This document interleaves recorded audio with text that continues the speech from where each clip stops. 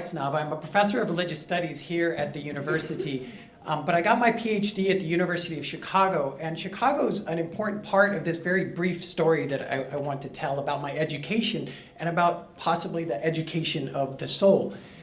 I was kind of found myself at the University of Chicago partly for intellectual reasons. I was absolutely fascinated, and had this deep-seated curiosity about ideas, concepts, philosophical searches, and that was a big part of my upbringing, and I think it really started to blossom in college. But it was obviously, part of it was intellectual, but there were certain also dimensions of me that I think was asking questions that went far beyond just the intellectual level of the mind.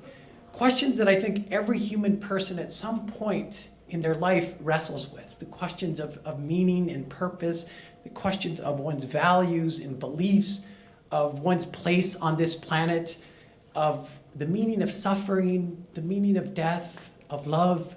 All of these fundamental questions I think I was wrestling with. And I went to the University of Chicago to study comparative religions, not necessarily to kind of discover and come to this point where I have this absolute answer. I don't think I was that naive even at that point, and I went for the questions.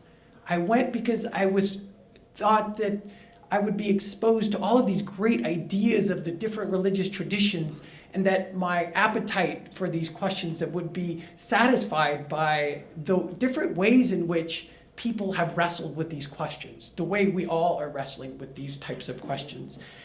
My education, though, I think was happening both in and outside the classroom. So first I want to say something about inside the classroom, especially related to the question of soul. I want to mention three figures in very brief format here. First, the figure of Socrates. I really resonated with Socrates. I was reading a lot of Plato and Socrates, and I was struck by his thought, his challenge to the people of Athens of his time. He said one memorable phrase, "You people of Athens, you devote so much time to the pursuit of wealth, power, and status, but devote so little time to the training and well-being of your soul." Socrates was absolutely passionate about the question of the soul. And for him, it meant something, in very brief, it meant something like an overflowing goodness, an overflowing generosity.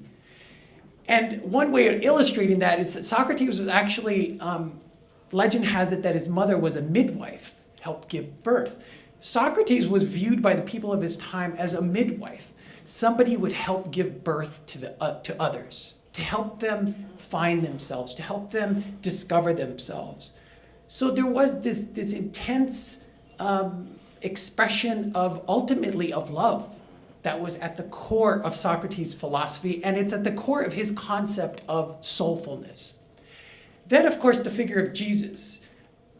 I think everybody's probably heard the famous line of Jesus, "What would it profit a man if he gains the whole world and loses his soul?"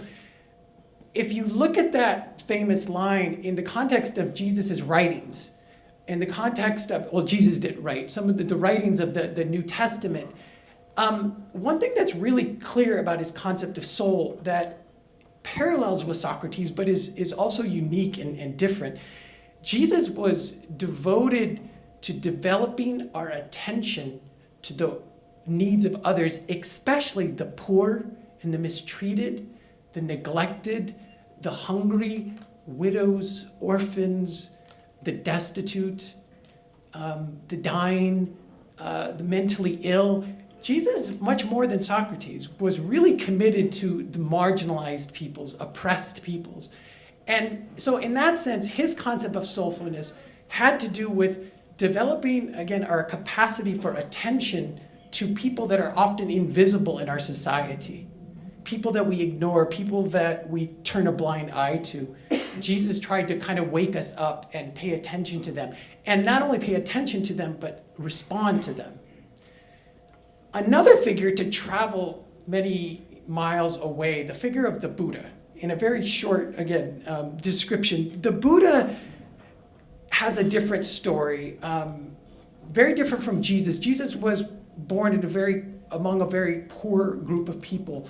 The story of the Buddha is this young prince who has everything, who has wealth, has power and status. He has servants that wait and attend to his every whim. There's stories that he never went anywhere without somebody holding an umbrella to shelter him from the harshness of the sun or to protect him from the rain. In spite of all of this, and eventually he marries a beautiful princess, and he has a child. In spite of all of this, he feels relatively empty. He feels like there's this huge void or abyss in his life, and he's uneasy and dissatisfied. Eventually, he leaves the walls of the kingdom to search for a solution to the problem of human suffering. And his journey begins, and it ends in brilliant reflections on life, on the Four Noble Truths, and much more. And it's really, if I had to kind of answer, like, what was the Buddha's understanding of soul or soulfulness, it had to do with healing the human condition. The Buddha was often referred to as a physician, not a speculative metaphysician, not somebody who's just about theories and ideas, but somebody who can concretely help improve the human condition and all of the ills of our lives. That was central to the figure of the Buddha. So these are some of the ideas that I was getting inside the classroom at the University of Chicago, which is a fantastic and extraordinary place for the study of the world religions. And it was exciting and intellectually challenging, and I blossomed in a lot of ways. But there was something I think that was limited. I think what I wasn't getting, I perceived a troubling disjunction, a troubling separation between the world of the university and the general public. In particular, the fact that the University of Chicago was in the south side of Chicago, where there was a lot of issues of poverty, of inequality, of injustice, of young people dying way before their time. And the University of Chicago, as great as it is, was kind of separated, the way a lot of universities can be, kind of cut off from the struggles of even the community in which it finds itself. And I started getting involved with this basketball team. I grew up playing basketball, and the basketball team, these kids were, again, living in the south side of Chicago, struggling with a lot of things that for them, the best voice that they found for a lot of their concerns and issues was actually hip hop. And I grew up listening to hip hop. And one of the things that's really, that I think was exciting for me at that time is that I connected with a lot of these kids because kind of spoke similar language of the culture of hip hop. And we all know, even if you have a very cursory knowledge, a limited knowledge of hip hop, there's a lot that is extremely troubling about hip hop. There's a lot that can be the precise opposite of soulfulness because it can be about like crass materialism, it can be about celebration or romanticizing of drug use, of violence, of denigrating views of women. I got hoes in different area codes, that kind of like degrading mentality.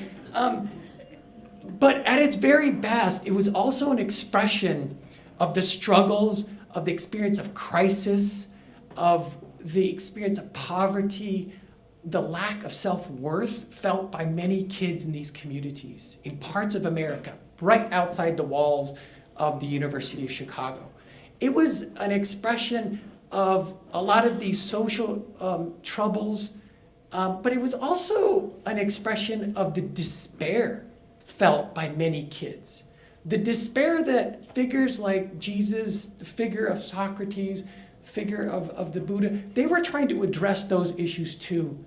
And what was, I think, tragic is in those circumstances, these kids were struggling in the darkness in a lot of ways. And the idea of nihilism as like this threat of meaninglessness was very real in their lives.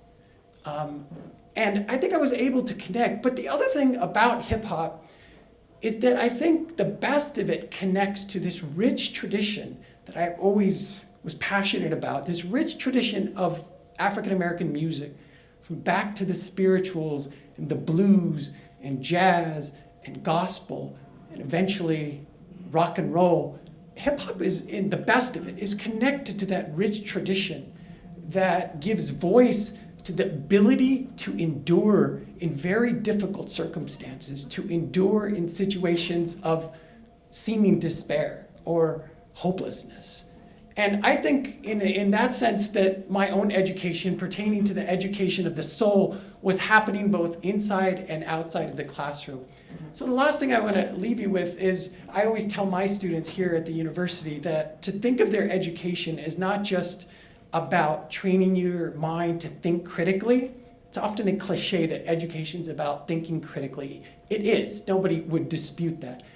I think the higher purpose of education is to develop and train the human spirit. It's to develop and enlarge, expand, broaden your soul. And it's to, when you do that, hopefully educated will have a greater ability to act with compassion and justice and tenderness in human history. So, thank you.